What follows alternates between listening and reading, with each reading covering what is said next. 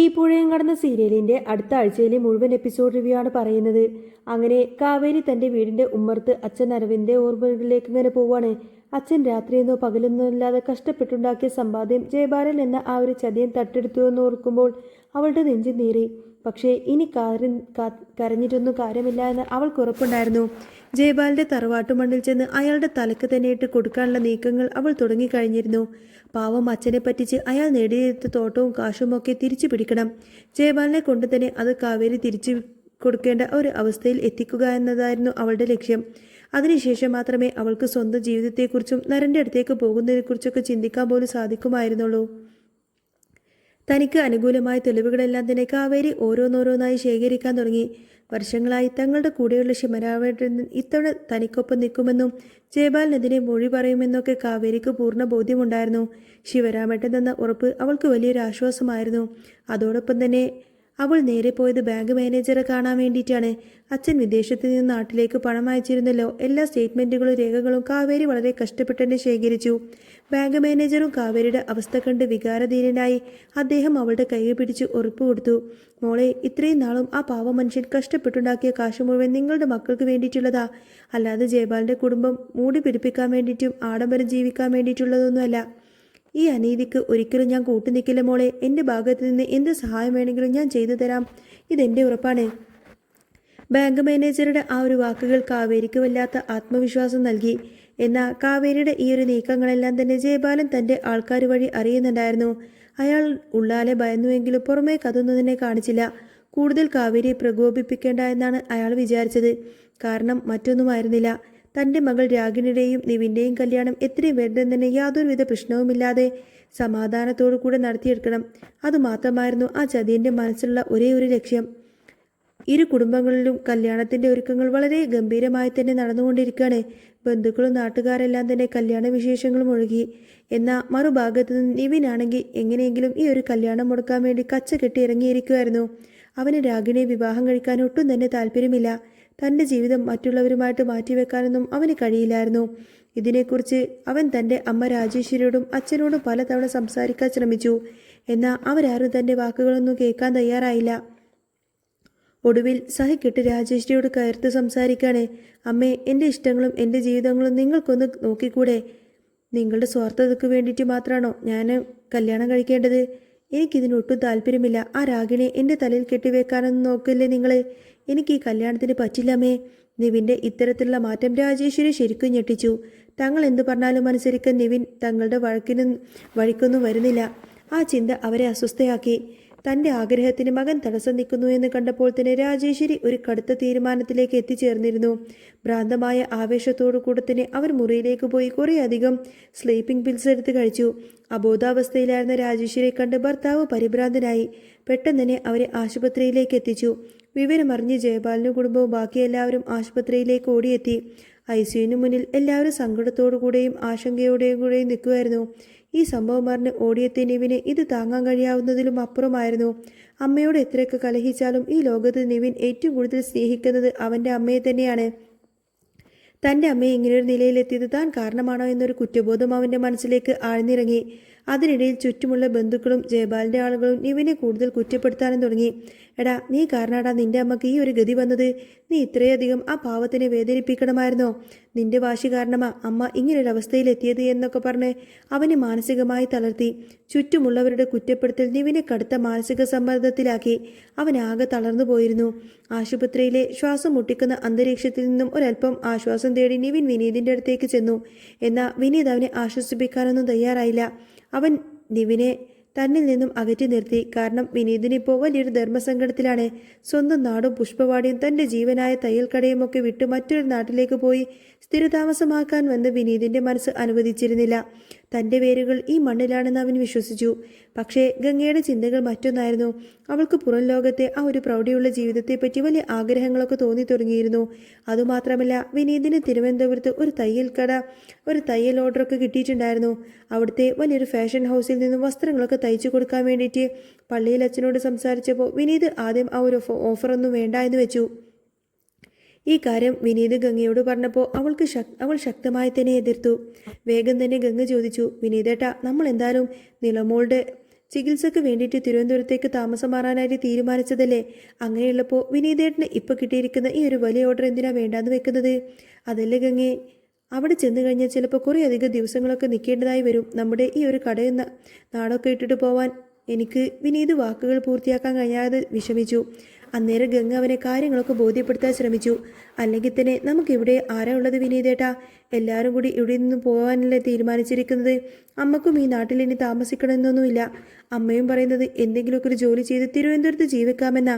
അങ്ങനെയുള്ളപ്പോൾ വിനീതേട്ടനും അവിടെ ഒരു തയ്യൽ കട കൂടി തുടങ്ങിക്കഴിഞ്ഞാൽ നമുക്ക് രണ്ടുപേർക്കും കൂടി നല്ല രീതിയിൽ തന്നെ മുന്നോട്ട് ജീവിക്കാൻ വേണ്ടി സാധിക്കുമല്ലോ. ഇവിടെ കിട്ടുന്നതിൻ്റെ രണ്ടിരട്ടി തയ്യൽ കൂലി ആ നാട്ടിലൊക്കെ കിട്ടുന്ന എൻ്റെ കൂട്ടുകാരി വന്നപ്പോൾ പറഞ്ഞത്. നമുക്ക് നിലമോളുടെ കാര്യം കൂടി നോക്കണ്ടേ? ഗംഗയ്ക്ക് തിരുവനന്തപുരത്തേക്ക് പോകാൻ അത്രയധികം താല്പര്യമുണ്ട് എന്ന് മനസ്സിലാക്കിയ വിനീത് ഒടുവിൽ തൻ്റെ ഇഷ്ടമില്ലായ്മ മനസ്സിലൊതുക്കി. നിലമോളുടെ ചികിത്സയും കുടുംബത്തിന്റെ ഭാവിയും ഓർത്ത് തിരുവനന്തപുരത്തേക്ക് പോയി സ്ഥിരതാമസമാക്കാൻ തന്നെ അവൻ ഗംഗയ്ക്ക് സമ്മതം കൊടുത്തു. ഇതേ സമയം ആശുപത്രിയിൽ വെച്ച് രാജേശ്വരി ജീവനൊടുക്കാൻ ശ്രമിച്ച സംഭവത്തോടുകൂടെ തന്നെ നിവിൻ ആകെ ഭയന്നു പോയിരുന്നു. അമ്മയുടെ ജീവൻ വെച്ച് കളിക്കാൻ അവൻ തയ്യാറല്ലായിരുന്നു. അതുകൊണ്ട് തന്നെ തൽക്കാലത്തേക്ക് അവൻ അമ്മയെയും അച്ഛനെയും എതിർക്കുന്നതൊക്കെ അങ്ങ് നിർത്തിവെച്ചു.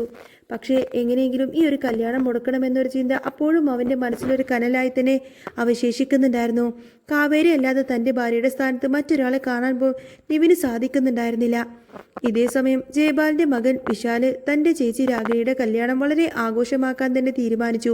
അവൻ കോളേജിലെ എല്ലാ ഫ്രണ്ട്സിനെയും സഹപാഠികളെയും അധ്യാപകരെയും എല്ലാം തന്നെ കല്യാണത്തിന് ക്ഷണിക്കാൻ തുടങ്ങി. അങ്ങനെ വിശാൽ നൽകിയ ഒരു കല്യാണക്കുറി അവിചാരിതമായി യമുനയുടെ കയ്യിൽ കിട്ടി. രാഗിണിയുടെയും നിവിൻ്റെയും പേരടിച്ച ആ ഒരു കല്യാണക്കുറി കണ്ട യമുന ഞെട്ടിത്തെറിച്ച് നിന്നു പോവാണ്. അവളുടെ കണ്ണിൽ ഇരുട്ട് കയറുന്നത് പോലെ തോന്നി. ഇത് കണ്ട അവളുടെ കൂട്ടുകാരികളൊക്കെ അവളെ കളിയാക്കാനും ചോദ്യം ചെയ്യാനും തുടങ്ങി. എടി, അപ്പോൾ നിവിൻ ചേട്ടൻ നിന്റെ പിന്നാലെ നടന്നതൊക്കെ വെറുതെ ആയിരുന്നോ? വെറുതെ ഒരു രസത്തിന് വേണ്ടിയിട്ടായിരുന്നോ നിവിൻ നിന്നെ സ്നേഹിച്ചത്? നിന്നെ അയാൾ തേച്ചൊട്ടിച്ചില്ലേ കളഞ്ഞില്ലേടി? ഇതാണോ നിന്റെ വലിയ പ്രണയമൊക്കെ?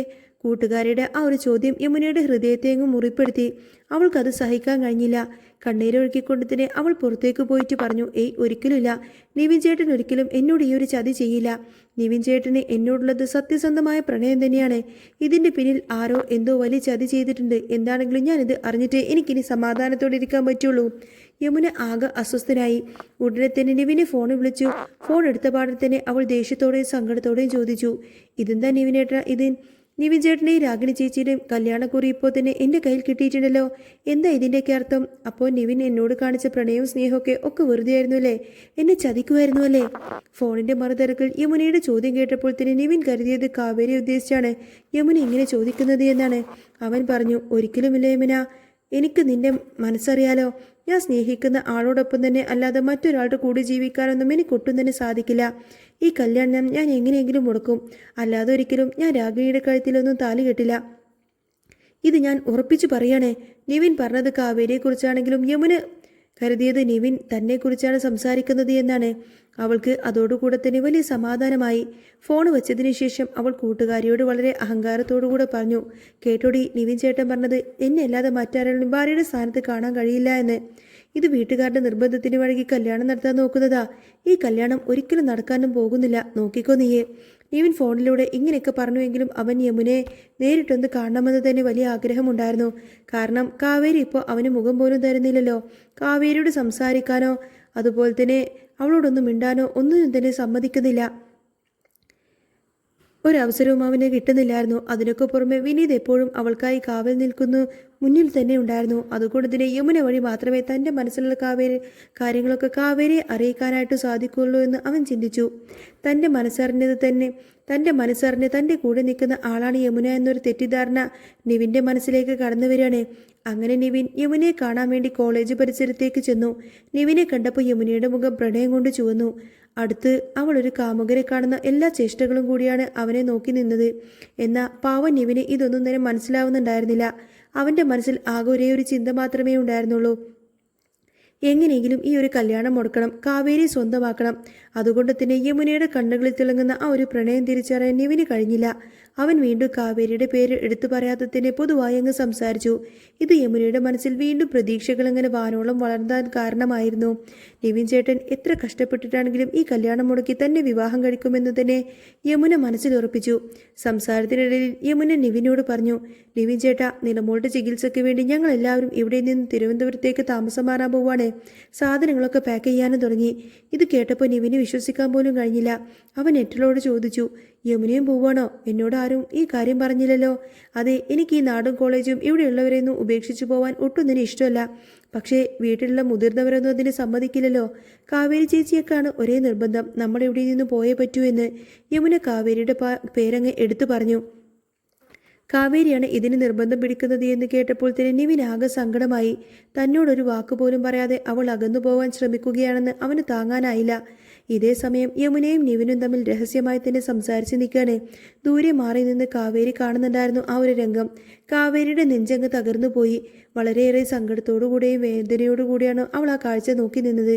നിവിൻ രാഗിണിയുമായിട്ടുള്ള കല്യാണം ഉറപ്പിച്ചതിന് ശേഷം എന്തിനാണ് വീണ്ടും യമുനയ്ക്ക് പ്രതീക്ഷ കൊടുക്കുന്നത്? അവൻ യമുനയുടെ ജീവിതം കൂടി നശിപ്പിക്കുകയാണോ? നിവിൻ്റെ മനസ്സിൽ പ്രണയമുള്ളത് യമുനയോടാണെന്ന് കാവേരി പൂർണ്ണമായും തെറ്റിദ്ധരിക്കുകയായിരുന്നു.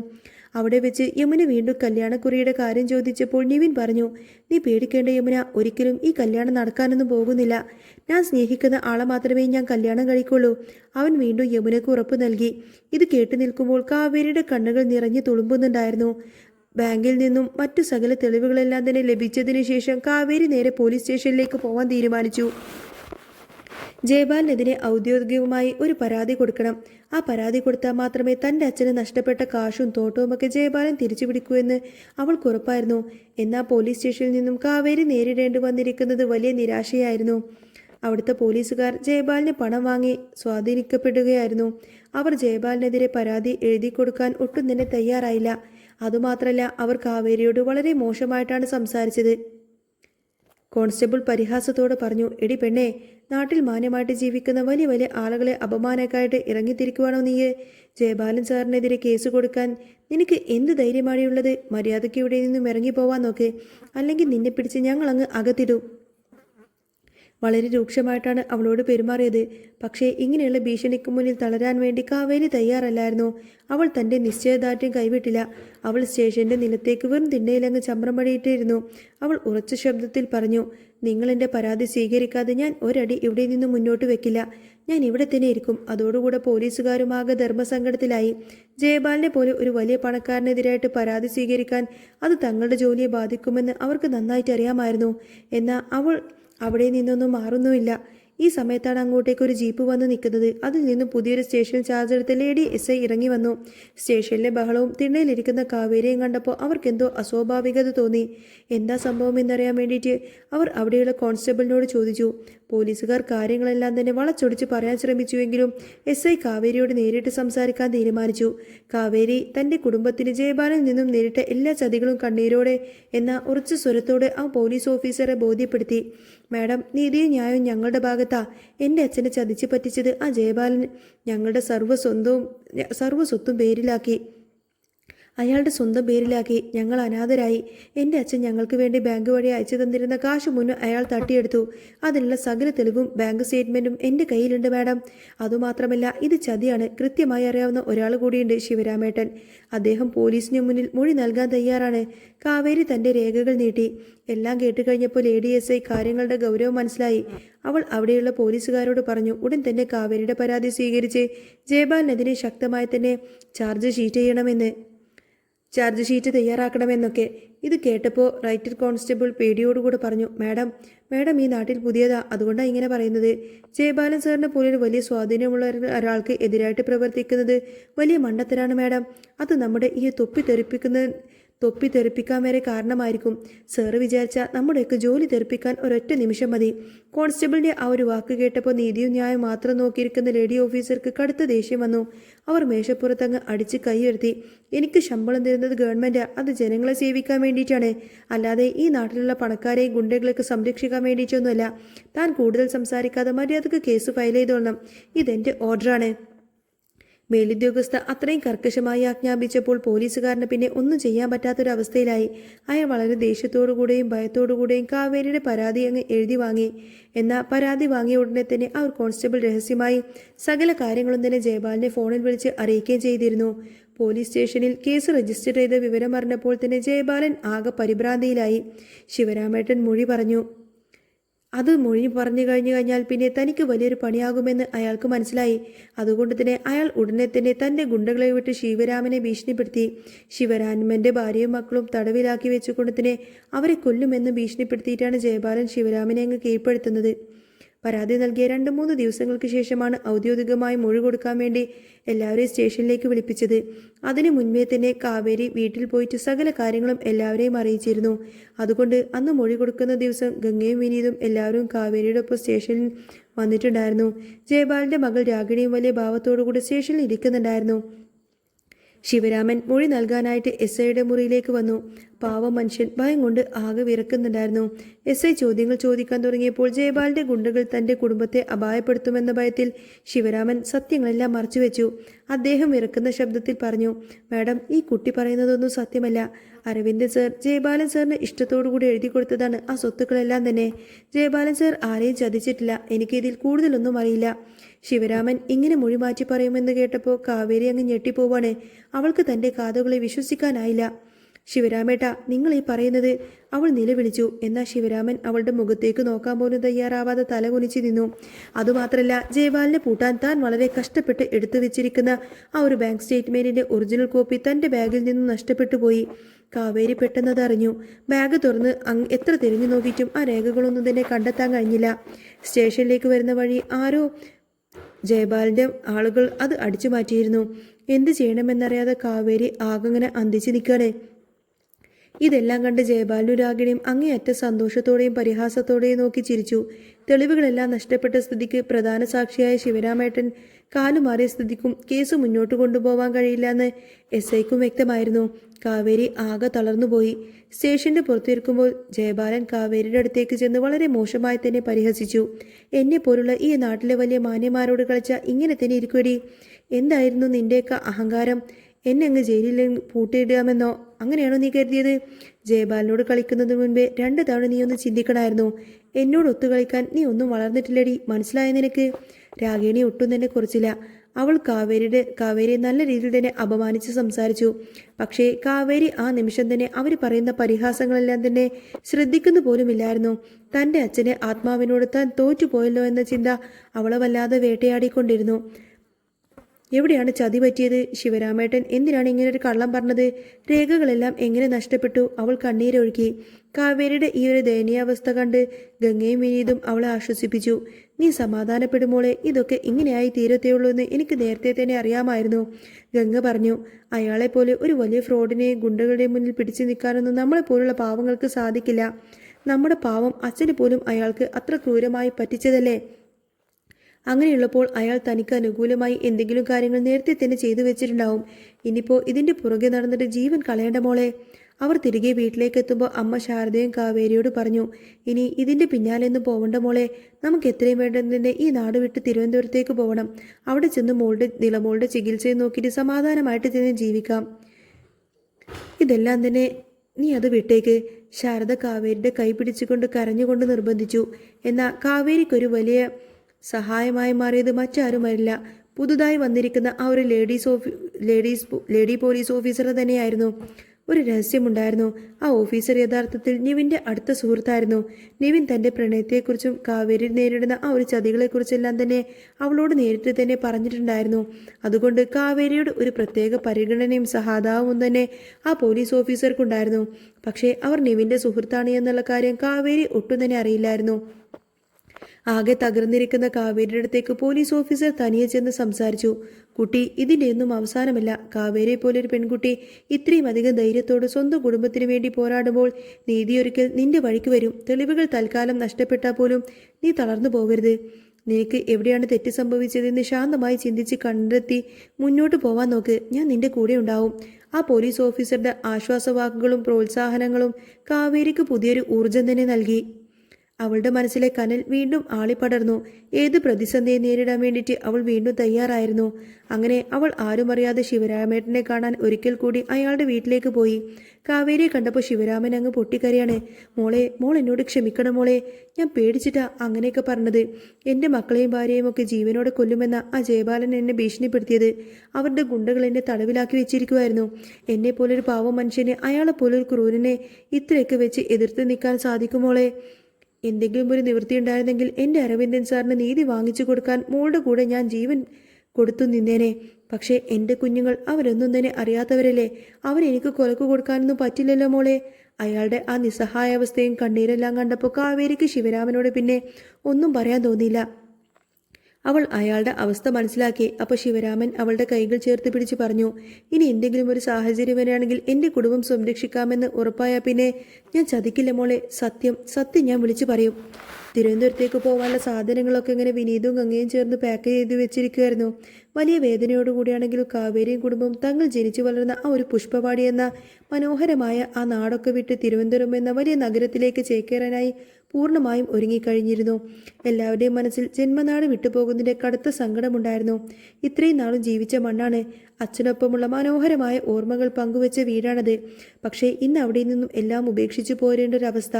പോകുന്നതിന് മുൻപേ ഈ വിവരങ്ങളെല്ലാം തന്നെ വിനീതിൻ്റെ അമ്മ സുജാതയെ അറിയിക്കാൻ വേണ്ടിയിട്ട് വിനീതും ഗംഗയും കൂടി സുജാതയുടെ വീട്ടിലേക്ക് പോയി. തൻ്റെ മകൻ അകലെയുള്ള ഒരു നാട്ടിലേക്ക് സ്ഥിരതാമസമായി മാറാൻ പോകുന്നു എന്നറിഞ്ഞപ്പോൾ സുജാതയുടെ നെഞ്ചു പിടഞ്ഞു. എങ്കിലും സാഹചര്യങ്ങളെല്ലാം തന്നെ അങ്ങനെ ആയതുകൊണ്ട് തന്നെ നിലമോളുടെ ആ ഒരു ഹൃദയ ശസ്ത്രക്രിയക്ക് വേണ്ടിയിട്ടാണെന്നും സുജാത തൻ്റെ സങ്കടം ഉള്ളിലൊതുക്കിക്കൊണ്ട് പറയാണ്. അവൻ മകനെയും മരുമകളെയും അനുഗ്രഹിച്ചുകൊണ്ട് യാത്ര പറഞ്ഞു. അങ്ങനെ അവർ തിരുവനന്തപുരത്തേക്ക് യാത്ര തിരിക്കാൻ തീരുമാനിച്ച അതേ ദിവസം തന്നെയാണ് മറുഭാഗത്ത് ജയപാലിൻ്റെ മകൾ രാഗിണിയുടെയും നിവിൻ്റെയും കല്യാണം നിശ്ചയിച്ചത്. എന്നാൽ കാവേരി അത്ര പെട്ടെന്ന് തോറ്റുകൊടുക്കാൻ തയ്യാറല്ലായിരുന്നു. നിലമോളെ ഓപ്പറേഷൻ ചെയ്യാനുള്ള ആ ഒരു കാശ് ജയപാലിൻ്റെ കയ്യിൽ നിന്ന് തന്നെ മേടിച്ചെടുക്കണമെന്ന് അവൾ മനസ്സിൽ പ്രതിജ്ഞ ചെയ്തിട്ടുണ്ടായിരുന്നു. നാടൊടുക്കം അറിഞ്ഞ് വലിയ ആഡംബരത്തോടുകൂടിയാണ് കല്യാണ പന്തലൊക്കെ ഒരുങ്ങിയത്. നാട്ടിലെ സകല പ്രമുഖരും ആൾക്കാരും കല്യാണത്തിൽ പങ്കെടുക്കാൻ വേണ്ടി എത്തിച്ചേർന്നിട്ടുണ്ടായിരുന്നു. അമ്മ രാജേശ്വരിയുടെ ആത്മഹത്യാ ഭീഷണിയും കണ്ണീരും മുന്നിലുള്ളത് കൊണ്ട് തന്നെ നിവിന് പിന്നെ ഒന്നും ചെയ്യാൻ സാധിക്കാത്തൊരവസ്ഥയായിരുന്നു. അവൻ തികച്ചും ഇഷ്ടമില്ലാത്തൊരു ഒരു ജീവനില്ലാത്ത പ്രതിമയെ പോലെ കല്യാണ പന്തലിങ്ങ് വന്നിരുന്നു. എങ്കിലും അവസാന നിമിഷത്തെങ്കിലും ഈ കല്യാണം എങ്ങനെയെങ്കിലും മുടങ്ങണമേ എന്നൊരു പ്രാർത്ഥന മാത്രമായിരുന്നു അവൻ്റെ മനസ്സിൽ. കല്യാണ ചടങ്ങുകൾ തുടങ്ങുമ്പോൾ മിനിറ്റുകൾ മാത്രം ബാക്കി നിൽക്കെ കല്യാണ പന്തലിലേക്ക് അപ്രതീക്ഷിതമായി കാവേരിയും വിനീതും ഗംഗയും കൂടെ കടന്നു വന്നു. അവരെ അവിടെ കണ്ടപ്പോൾ ജയപാലിൻ്റെ മുഖത്ത് ചോരങ്ങ് ഇല്ലാതായി. ഉള്ളിൽ വലിയൊരു ഭയം അയാൾക്ക് തോന്നി. ഈ പെണ്ണ് കല്യാണം മുടക്കാൻ വേണ്ടിയിട്ട് എന്തെങ്കിലും പ്രശ്നമുണ്ടാക്കാൻ വേണ്ടി വന്നതാണെന്ന് പോലും അയാൾ ഭയന്നു. ഇതേ സമയം കാവേരിക്ക് തൊട്ടു പിന്നാലെ തന്നെ ലേഡി എസ്ഐയും കൂടി വലിയൊരു പോലീസ് സംഘവും പന്തലിലേക്ക് ഇരിച്ചു കയറി വരികയാണ്. ഇത് കണ്ടപ്പോൾ പന്തലുണ്ടായിരുന്ന നാട്ടുകാരും ബന്ധുക്കളും എല്ലാവരും ആകെ പരിഭ്രാന്തയിലായി. ജയപാലൻ പേടിച്ച് വിറച്ചുകൊണ്ട് മുന്നോട്ട് വന്ന് ചോദിച്ചു, എന്താ മാഡം, ഇതെന്താ ഇത്? ഇന്ന് എൻ്റെ മകളുടെ കല്യാണ ദിവസമാണ്, അത് നിങ്ങൾക്കറിയില്ലേ? എന്നെ പോലൊരു മാന്യനെ അറസ്റ്റ് ചെയ്യാൻ വേണ്ടിയിട്ട് നിങ്ങളുടെ കയ്യിൽ എന്ത് തെളിവാ ഉള്ളത്? ജയപാലൻ അഹങ്കാരത്തോടു കൂടെ തന്നെ ചോദിച്ചു.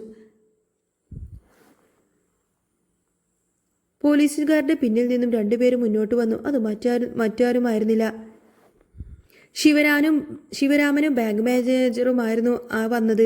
അവരെ ഒരുമിച്ച് കണ്ട ജയപാലിന് തൻ്റെ കണ്ണുകളെ വിശ്വസിക്കാൻ കഴിഞ്ഞില്ല. അയാളുടെ കാലുകളൊക്കെ വിറക്കാൻ തുടങ്ങി. ശിവരാമൻ നാട്ടുകാരും ബന്ധുക്കളും എല്ലാവരും കേൾക്കെ തന്നെ ഉറച്ച ശബ്ദത്തിൽ അങ്ങ് വിളിച്ചു പറഞ്ഞു, അന്ന് നിങ്ങൾ എൻ്റെ ഭാര്യയും മക്കളെയും തടവിലാക്കി എന്നെ ഭീഷണിപ്പെടുത്തിയത് കൊണ്ട് മാത്രമാണ് മാഡം ഞാൻ സ്റ്റേഷനിൽ വെച്ച് കള്ളം പറഞ്ഞത്.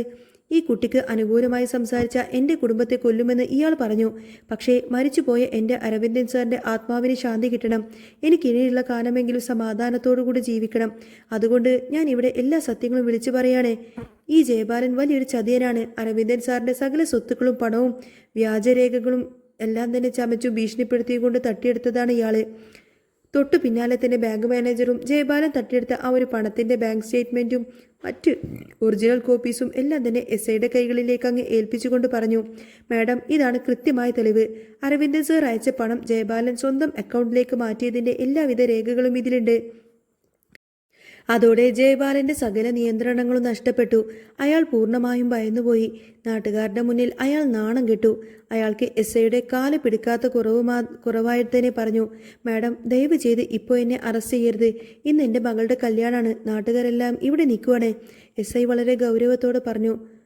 ഒന്നുകിൽ ഈ കുട്ടിക്ക് അവകാശപ്പെട്ട ഇത്രയും നാൾ താൻ തട്ടിയെടുത്ത മുഴുവൻ പണം ഇപ്പം തന്നെ നിങ്ങൾ തിരിച്ചു കൊടുക്കണം, അല്ലെങ്കിൽ നിങ്ങളെ ഞങ്ങൾ ഇവിടെ നിന്നും വിലങ്ങ് വെച്ച് തന്നെ അറസ്റ്റ് ചെയ്ത് കൊണ്ടുപോകും. ഏതാണ് വേണ്ടതെന്ന് വെച്ചാൽ നിങ്ങൾ പറ. ജയപാലൻ സാറിന് തീരുമാനിക്കാം.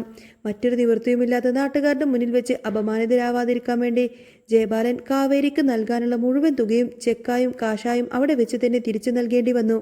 കാവേരി ആ പണം വലിയ അഭിമാനത്തോടു കൂടെ തന്നെ വാങ്ങി തൻ്റെ നെഞ്ചോട് ചേർത്ത് പിടിച്ചു. ഇതിലൂടെ അവൾക്ക് തൻ്റെ അച്ഛൻ്റെ നീതിയും നിലമോളുടെ ചികിത്സക്കുള്ള തുകയും ലഭിക്കുന്നുണ്ടായിരുന്നു. ജയബാലിന്റെ ഈ ഒരു കടുത്ത ചതിയും കള്ളത്തരങ്ങളെല്ലാം തന്നെ പന്തലിൽ വെച്ച് നേരിട്ട് തിരിച്ചറിഞ്ഞ നിവിൻ്റെ അമ്മ രാജേശ്വരി ആകെ സ്തംഭിച്ചു പോയി. ഇത്രയും വലിയൊരു ചതിയൻ്റെയും ഫ്രോഡിൻ്റെയും മകളെ തൻ്റെ മകന് ഭാര്യയായിട്ട് സ്വീകരിക്കാൻ അവർക്കൊട്ടും താല്പര്യമില്ലായിരുന്നു. മറ്റൊരാളുടെ കണ്ണീരിലും ചതിയിലും പണിതുയർത്തിയ ആ ഒരു ആഡംബരങ്ങൾ തങ്ങൾക്ക് ജീവിക്കേണ്ട എന്നൊക്കെ പറഞ്ഞ് അവർ ഉറപ്പിച്ചു പറഞ്ഞു. ആ പണം തങ്ങളുടെ മകളുടെ ഭാവിയെ തകർക്കുമെന്ന് പോലും അവർ ഭയന്നു പോവാണ്. അങ്ങനെ രാജേശ്വരി വേദിയിലേക്ക് കയറി നിവിൻ്റെ കൈകൾ പിടിച്ചുകൊണ്ട് പറഞ്ഞു, നിവിൻ എഴുന്നേൽക്കടാ, നമുക്ക് ഇവിടെ നിന്നും പോവാം. നിവിന് സന്തോഷം കൊണ്ട് എന്ത് ചെയ്യണമെന്നറിയാത്ത ഒരു അവസ്ഥയായി. കാവേരി കാരണം തൻ്റെ കല്യാണം എന്നേക്കുമായി മുടങ്ങിപ്പോയിരിക്കുന്നു എന്നറിഞ്ഞപ്പോൾ നിവിന് അതിൽ പരം സന്തോഷം മറ്റൊന്നുമില്ല. ജീവിതത്തിൽ ഇത്തിരി മാത്രം അവൻ സന്തോഷിച്ചിട്ട് പോലും ഉണ്ടാവില്ല. അവൻ വേഗം തന്നെ മണ്ഡപത്തിൽ നിന്നും എഴുന്നേറ്റു. രാജേശ്വരിയും നിവിനും പന്തലിൽ നിന്നും ഇറങ്ങി വരുന്നത് കണ്ട് ജയബാലനും ഭാര്യയും അവരുടെ അടുത്തേക്ക് ചെന്ന് തടഞ്ഞു നിർത്തി ചോദിച്ചു, എന്താ രാജി ഈ കാണിക്കുന്നത്? കല്യാണപ്പെണ്ണ് മണ്ഡപത്തിലിരിക്കല്ലേ, ഈ സമയത്താണോ നീ കല്യാണം മുടക്കുന്നത്? രാജേശ്വരി ജയബാലിന്റെ മുഖത്തേക്ക് നോക്കി തികഞ്ഞ അറപ്പോടുകൂടെ പറഞ്ഞു. മറ്റൊരാളുടെ കണ്ണീരിലും ശാപത്തിലും പണിതുയർത്തിയ ഒന്നും തന്നെ എൻ്റെ കുഞ്ഞിന് വേണ്ട ജയബാലേട്ടാ. ഇതിൻ്റെയൊക്കെ ദോഷം എൻ്റെ മക്കളെയും കൂടി ബാധിക്കും. ഒരു പാവം പെൺകുട്ടിയെ ഇത്രയധികം ചതിച്ച നിങ്ങളുടെ കുടുംബമായിട്ടുള്ള ഈ ഒരു കല്യാണത്തിന് ഞങ്ങൾക്കൊട്ടും തന്നെ താല്പര്യമില്ല. അത്രയും പറഞ്ഞ് രാജേശ്വരി നിവിനെയും കൂട്ടി കല്യാണ പന്തലിൽ നിന്നും ഇറങ്ങിപ്പോവാണ്. അതോടുകൂടെ ജയബാലൻ ആകെ തകർന്ന് തരിപ്പണമായി നിന്നു. രാഗിണി ആകെ നാണം കെട്ട് നാട്ടുകാരുടെ പരിഹാസങ്ങൾക്ക് മുന്നിൽ ഇങ്ങനെ തല കുനിച്ചിരുന്ന് പൊട്ടിക്കരയാണ്. തൻ്റെ മകളുടെ കണ്ണീരിന് കാരണക്കാരായ കാവേരിയോട് തീരാത്ത പക തോന്നുകയാണ് ജയബാലിന്. എന്നാൽ ജയബാലൻ തോറ്റ് വീണ്ടും വീണ്ടും കാവേരിയുടെ മുന്നിൽ നിന്നിങ്ങനെ തോറ്റു തുന്നം പാടുന്ന കാഴ്ചയായിരിക്കട്ടോ ഇനി വരാൻ പോകുന്നത്. അങ്ങനെ പുഷ്പവാടിയിലെ കാവേരിയുടെ ജീവിതത്തിൻ്റെ പ്രതികാരാധ്യായം വിജയകരമായി തന്നെ അവസാനിക്കണേ. അവൾ തൻ്റെ അച്ഛൻ്റെ അന്തസ്സും കുടുംബത്തിൻ്റെ സുരക്ഷിതവും തിരിച്ചു പിടിച്ചു കഴിഞ്ഞു. ഇനി അവളുടെ ജീവിതത്തിൽ പുതിയൊരു അധ്യായം തന്നെയാണ് തുടങ്ങാൻ പോകുന്നത്. തിരുവനന്തപുരം എന്ന ആ ഒരു വലിയ നഗരത്തിൽ തൻ്റെ പ്രിയപ്പെട്ട നരയനോടൊപ്പമുള്ള മനോഹരമായ വെല്ലുവിളി നിറഞ്ഞ അങ്ങനെയുള്ള പുതിയൊരു ജീവിതത്തിലേക്കാണ്ടോ കാവേരി ഇനി ചുവടുവെക്കുന്നത്. അങ്ങനെ അവിടെ വെച്ച് കാവേരിയും നരനും തമ്മിൽ പ്രണയത്തിലാവുന്നതും അതിനുശേഷം അടിപൊളിയായിട്ടുള്ള രംഗങ്ങളൊക്കെ തന്നെയായിരിക്കും ഇനി വരാൻ പോകുന്നത്. നിങ്ങൾക്ക് ഈ ഒരു ചാനൽ ഇഷ്ടമാവുകയാണെങ്കിൽ സബ്സ്ക്രൈബ് ചെയ്യാനും സപ്പോർട്ട് ചെയ്യാനും മറക്കല്ലേ. നെക്സ്റ്റ് വീഡിയോ ഉടനെ വരാം. ബൈ.